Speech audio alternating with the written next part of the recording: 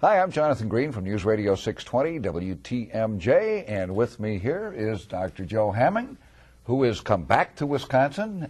Joe works for Pfizer Pharmaceutical and is representing Pfizer and the pharmaceutical industry.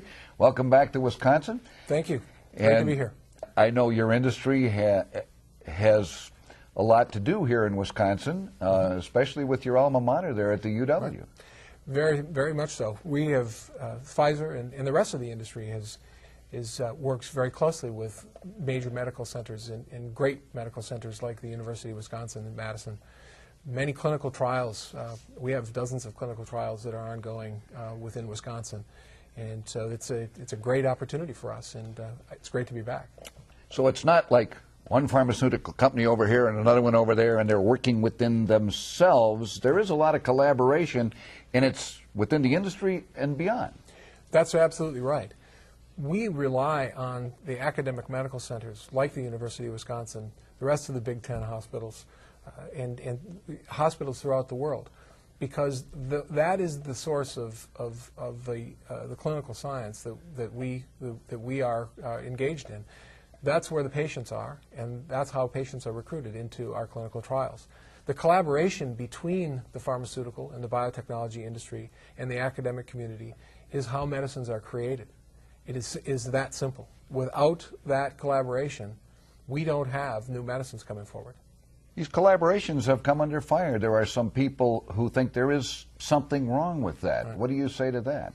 Well, this is the area that is known today as conflict of interest, and it is a hot button issue, and it is one that the industry is addressing, and we're working with the major medical centers to better understand this. The fact remains, as we've said, the way that medicines are developed is through collaboration with the pharmaceutical industry and academic medical centers and doctors throughout the world. This is the model, and this is the way that it works. There are many steps that the industry has taken, transparency steps, so that we know, we disclose which centers we're working with, the trials that we're doing, the doctors that we're working with, the doctors that we pay to speak on our behalf. The clinicians that do clinical studies for us are paid simply because they are paid professionals. They need to make a living.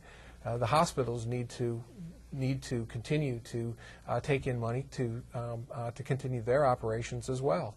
It's a very natural process, and it's one that leads to new innovative medicines. But with the safeguards in place, we feel that we are able to do this and assure the public that we're going to bring safe and effective medicines, and there is no undue conflict of interest. Well, it's come a long way. I mean, many decades ago there was take an aspirin and call me in the morning. Right. And now let's look back at some of the successes that Pfizer and your industry have had, let's just say within the last 10 or 20 years. Well, there have been significant advances in the medicines that we all have available to us. Advances in lowering lipid levels and raising good cholesterol levels. Cholesterol is a very important aspect. It's very difficult it had been difficult problems to treat, and now we take that for granted. Lowering blood pressure, treating infections, staving off the loss of limb because of better treatments from diabetes. But still much, much more needs to be done, as you know. People suffer from diseases like Alzheimer's disease and Parkinson's disease, suffer from intractable pain. There are significant infections that remain untreated. As you know, with all of the talk about H1N1, the swine flu, we all know that there's a tremendous amount that needs to be done in new vaccines, both for children and for adults. People will complain about the cost of everything. Drugs have been targeted a lot for that, and but there's a reason that there is a cost factor in all of these things. Address that for me, please. Well, that is a very, very important issue today, and it is one of the reasons why people are not very pleased with the pharmaceutical industry.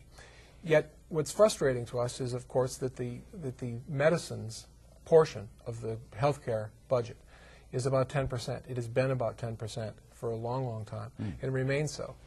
Our we would argue, I would argue very strenuously, that keeping people out of hospitals, providing them with a longer, healthier life, keeping them at work and able to move and be pain-free adds to the healthcare system, and it actually subtracts from the cost of healthcare.